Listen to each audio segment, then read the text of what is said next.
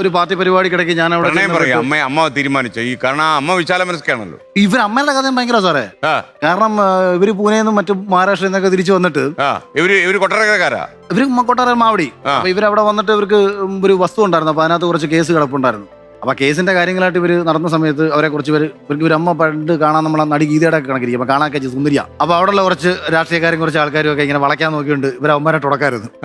അപ്പൊ അങ്ങനെ ആ ഉടക്കിനിടയ്ക്ക് ഇവർ വക്കീലാഫീസിൽ പോകുമ്പോൾ അവരിരുന്നോട്ട് പറയും ഇപ്പം ഫുൾ ടൈം വക്കീലന്മാരുടെ കൂടെ ആണല്ലോ രാവിലെയും രാത്രിയിലും ഒക്കെ. എന്നാൽ അവർ പറഞ്ഞു ഞാൻ വക്കീലായി കാണിച്ചു തരാടാണ്. അങ്ങനെ ആ പ്രായത്തിൽ പഠിക്കാൻ പോയി. അങ്ങനെ പഠിക്കാൻ പോയി വക്കീലായി, 2ാം ക്ലാസ്സിൽ പാസ്സായി. അപ്പൊ അതുകൊണ്ട് എനിക്ക് ഇവർ അമ്മയോട് ഒരു റെസ്പെക്ട് ഒക്കെ ഉണ്ട്. അങ്ങനെ ഇരിക്കുമ്പോഴാണ് അടുത്ത വിഷയം ഉണ്ടാക്കിയ സമയത്ത് അതിന് സഹായിക്കാൻ ആരും ഇല്ലായിരുന്ന സമയത്ത് നാട്ടിൽ അല്ലറ ചില്ലറ തരികടയായിട്ട് കിടക്കുന്ന എൻ്റെ അടുത്ത് വന്ന് കാര്യം പറഞ്ഞു. അങ്ങനെ സഹായിക്കാൻ വേണ്ടി വീട്ടിൽ ചെന്നതാ.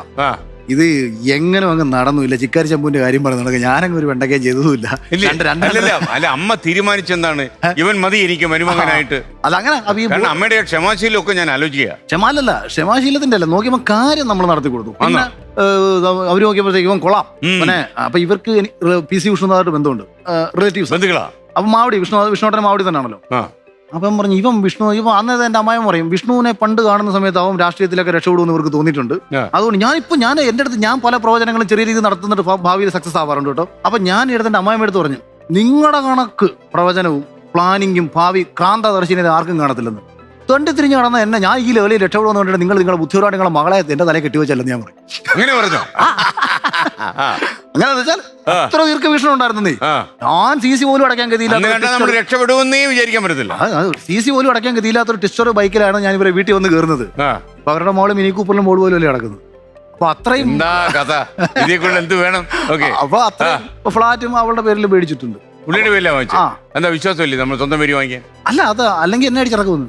എന്റെ പേരിലാണ്. ഇതിന്റെ ഇടയ്ക്ക് കയറി ഭാര്യയെ തല്ലുമെന്ന് പറഞ്ഞെന്തോ ആ പ്രോഗ്രാമിൽ പറഞ്ഞ് കുറച്ച് പ്രശ്നമായില്ലേ?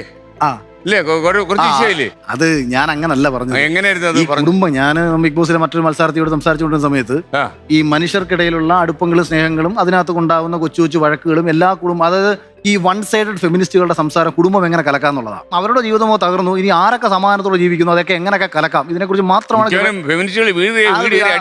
അത് വിഷയമല്ല. അപ്പൊ അങ്ങനെ ഒരു ഗവേഷണം ഇവർ നടത്തിക്കൊണ്ടിരിക്കുമ്പോൾ ഞാൻ പറയുകയായിരുന്നു മനുഷ്യർ തമ്മിൽ ആരൊക്കെ തമ്മിൽ സഹകരിച്ചാലും വഴക്കുകളും കുറുമ്പുകളും ഇതൊക്കെ എല്ലായിടത്തും സംഭവിക്കും. എല്ലാ കുടുംബവും ഇമ്പം ഉണ്ടാവുന്ന പറയുന്ന കുടുംബം അടിയും കൂടെ ഉണ്ടാകുന്ന കുടുംബം.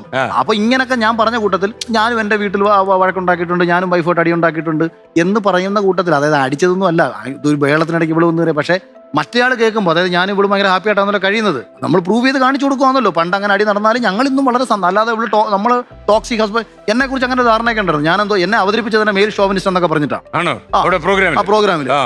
ഇത് എന്നെ ഇവിടുത്തെ വിമൻസ് എംപവർമെന്റ് പരിപാടിക്ക് വിളിച്ചിട്ട് സെന്റ് തെരേസസ് കോളേജ് നടക്കുന്ന പ്രോഗ്രാമിൽ എന്നെ വിളിച്ചിട്ട് അവർ പറഞ്ഞു അഖിലിനെ തന്നെ ഞങ്ങൾ വിളിക്കും, വിമൻസ് എംപവർമെന്റ് പ്രോഗ്രാമിനെ വിളിച്ചു എന്നെ വിളിച്ചു. ഞാൻ ചിരിച്ചു. ഞാൻ പറയാം എന്തായാലും എനിക്ക് ഇഷ്ടപ്പെട്ടെന്ന് പറഞ്ഞു. അപ്പൊ ഈ സ്ത്രീ ഞാൻ ബിഗ് ബോസിൽ കൃത്യമായിട്ട് പറഞ്ഞു ഞാൻ ലോകത്തുള്ള എല്ലാ സ്ത്രീകളെയും സ്നേഹിക്കും, ഒരേപോലെ ബഹുമാനിക്കും ഞാൻ ചെയ്യില്ല. എനിക്ക് അമ്മയും സഹോദരിയും ഒക്കെ സ്ത്രീകളാവുന്നതോടൊപ്പം തന്നെ രാജീവ് ഗാന്ധിയെ കൊന്ന തനു സ്ത്രീയാ, ഈ കുടുംബത്തിലുള്ള മൊത്തം ആൾക്കാരെ കൊന്ന ജോളി സ്ത്രീയാ, ജയിലിൽ കിടക്കുന്ന എത്രയോ ക്രിമിനൽസുകളായിട്ട് സ്ത്രീകളുണ്ട്. ഇപ്പൊ ഇവർക്ക് എല്ലാവർക്കും തുല്യ റെസ്പെക്ട് കൊടുക്കാൻ പറ്റുമോ? അപ്പൊ തുല്യതയും സ്നേഹവും റെസ്പെക്റ്റും കൊടുക്കുന്നത് പ്രവർത്തിക്ക് ആണോ പെണ്ണോ നോക്കിയിട്ടല്ല, കയ്യിലിരിപ്പിനാണ് റെസ്പെക്ട് കൊടുക്കുന്നത്. അതിനാണെന്നും പെണ്ണെന്നും ജാതിയും മതമൊന്നും നോക്കത്തില്ല. അപ്പം വേണമെങ്കിൽ നമ്മളെ അങ്ങനെ എതിർക്കാം. നമ്മൾ ഒരുവനെ എതിർക്കുമ്പം വേണമെങ്കിൽ അഖിൽ മാരാർ എന്ന് പറയുന്ന ഹിന്ദു സവർണ ഫാസിസ്റ്റ് ഒരു മുസ്ലിമിനെ എതിർത്തു എന്ന് ഒരു മുസ്ലിം നാമധാരിയോട് ഞാൻ എതിർത്താൽ അങ്ങനെ വരുത്തി തീർക്കാം. പക്ഷെ എതിർത്തത് അവന്റെ കയ്യിലിരിപ്പിനെ ആയിരിക്കും, അല്ലെങ്കിൽ അല്ലെങ്കിൽ ജാതി വെച്ച് എതിർക്കാം. പിന്നെ ആൾക്കാർക്ക് മനസ്സിലായോ നമ്മൾ ഉദ്ദേശിച്ചത് എന്താ? മനസ്സിലായതുകൊണ്ടാണല്ലോ വാരിക്കോരി വോട്ട് തന്നത്. ഭാര്യയുടെ ആദ്യത്തെ പ്രണയത്തെ കുറിച്ച് പറയേണ്ട സാഹചര്യം എന്തായിരുന്നു? അല്ല, ഞാനത് വിവാഹത്തിന് മുന്നേ പറഞ്ഞു. വീട്ടുകാരുടെ എല്ലാം പറഞ്ഞു. ഞാൻ ഒരിക്കലും ജോലിക്ക് പോകത്തില്ല. ഞാൻ ഒരു സെക്കൻഡ്, ചേച്ചി എല്ലാ കാര്യവും അറിയായിരുന്നു? അമ്മയോടെല്ലാം പറഞ്ഞിട്ടുണ്ട്. അമ്മയോടാണോ എല്ലാം പറഞ്ഞത്? കള്ളത്തരം പറയുന്നോട് ഇവിടെ അമ്മയോട് പറഞ്ഞിട്ടില്ലയോ? എന്നോട് പറഞ്ഞേ വീട്ടിൽ വന്നിരുന്ന് പറഞ്ഞതാ. അപ്പൊ എന്താ തോന്നിയത്? ഒരു ബഹുമാനം തോന്നിയോ? ചവിട്ടി പുറത്താക്കാൻ തോന്നിയോ? സത്യമേ പറയാ ഇവിടെ. ഇല്ല അങ്ങനൊന്നുമില്ല. ഇല്ല ബഹുമാനമൊന്നുമില്ല. ഈ ഇദ്ദേഹത്തിനോട് ഒരു താല്പര്യം വരാൻ കാര്യം എന്താ? അത് പുള്ളിയുടെ നേച്ചർ കണ്ടിട്ട്. ഇത് ഈ ഒരു തരം ഒരു അനാർക്കിസം ഉണ്ട് അല്ലേ? അതാണോ? ഉത്തരേന്ത്യയിലൊക്കെ ഇങ്ങനെയുള്ള ആൾക്കാരെ ആരും കണ്ടിട്ടില്ലേ? ഈ ലോകത്തെ കാണത്തില്ല. ഇതുപോലൊരു കേസാണോ ഇത്? ഓക്കെ, അപ്പൊ മനസ്സിലായോ? അതുപോലൊരു കേസാണ്. ഓക്കെ, ഈ മറ്റേ ആദ്യത്തെ പ്രണയത്തിന്റെ ഡീറ്റെയിൽസ് അല്ല, അത് കോളേജ് കാലഘട്ടത്തിൽ ഉണ്ടായിരുന്ന ഒരു പ്രണയം. അതെന്താ അത് ജസ്റ്റ് കോഴ്സിന്റെ ഡ്യൂറേഷൻ പ്രണയിച്ചാണോ അതോ അല്ല ഞാന് കെട്ടാൻ വേണ്ടി പ്രണയിച്ചാണോ? തീർച്ചയായിട്ടും ഞാൻ അങ്ങനെ തമാശയ്ക്ക് പറയുമ്പോൾ അഖില് സീരിയസ് ആയിരുന്നു, ആ പെൺകുട്ടി ബുദ്ധിയുള്ളവളായിരുന്നു. അല്ല അങ്ങനെയല്ല, ഇത് ആക്ച്വലി ജാതീയമായിട്ടുള്ള വലിയൊരു വ്യത്യാസം വ്യത്യാസം രണ്ട് ജാതിക്കാർ വലിയ രീതിയിലുള്ള വ്യത്യാസം നമുക്കിടയിൽ ഉണ്ടായിരുന്നു. അപ്പൊ അതുകൊണ്ട് ആ കുട്ടിക്ക് കുറച്ചൊരു മാനസിക ബുദ്ധിമുട്ടുകൾ ഭാവിയിൽ വന്നേക്കാമോ എന്നൊരു ഭയം ഒരു ഭാഗത്ത് അതിനുണ്ടായിരുന്നു. അഖിലിന് ആ ബുദ്ധിമുട്ടായിരുന്നു. ഞാൻ ആരെ മൈൻഡ് ചെയ്യാം, എന്റെ വീട്ടിലേക്ക് വിളിച്ചോണ്ട് വന്നിട്ടുണ്ടോ ആ പ്രായത്തിൽ?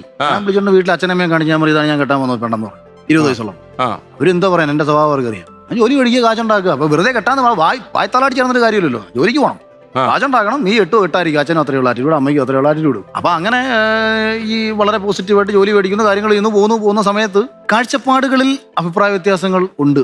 അപ്പൊ ഞാൻ എല്ലാ കാര്യങ്ങളും ഒരു 5 വർഷത്തിനപ്പുറം എന്ത് സംഭവിക്കും എന്ന് വളരെ ചിന്തിച്ചു കൂട്ടിയിട്ടാണ് പലതും ചെയ്യുന്നത്.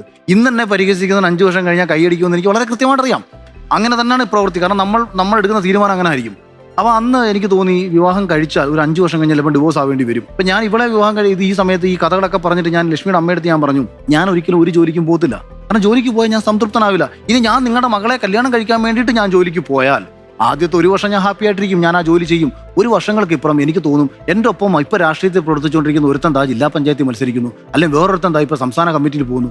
അയ്യോ, ഞാൻ അന്ന് പാർട്ടിയിൽ അങ്ങ് കണ്ടിന്യൂ ചെയ്തിരുന്നുണ്ടെങ്കിൽ, അല്ലെങ്കിൽ സിനിമയിൽ കണ്ടിന്യൂ ചെയ്തിരുന്നുണ്ടെങ്കിൽ ഞാൻ എൻ്റെ ജീവിതത്തിൽ എന്തെങ്കിലുമൊക്കെ ആകില്ലായിരുന്നു. അപ്പം എൻ്റെ ജീവിതം തകർത്തത് ഈ കല്യാണമല്ലേ, ഇവളല്ലേ എന്ന ചിന്ത എന്നിലേക്ക് വരികയും ഞാൻ നിങ്ങളുടെ മകളെ 2ാം വർഷം തൊട്ട് വെറുക്കാൻ തുടങ്ങും, 3ാം വർഷം ഡൈവോഴ്സ് ആവും. അപ്പം ഞാൻ ജോലിക്ക് പോകണോ വേണ്ടയോ? ഇതാണ് ഒറ്റ ചോദ്യം. ഇത് കല്യാണത്തിന് മുമ്പേ ചോദിച്ചതാ. ഇതാ കിട്ടിയ മറുപടി. അവർക്കൊരു വിഷയമില്ല.